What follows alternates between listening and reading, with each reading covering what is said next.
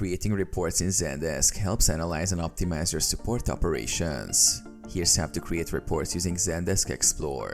Access Zendesk Explore. Log into your Zendesk account and click the Zendesk products icon in the top right corner. Select Explore from the drop-down menu. Choose a dataset. In Explore, click New Report.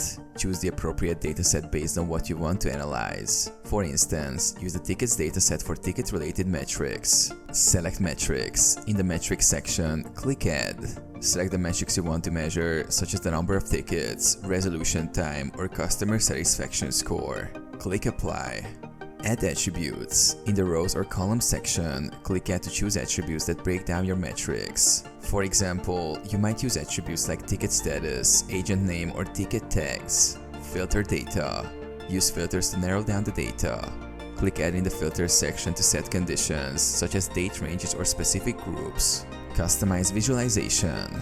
Explore provides various visualization options like bar charts, line graphs, and tables. Select the appropriate visualization from the menu to best represent your data. Save and share. Once the report is ready, click Save. Give your report a name and save it to a relevant folder.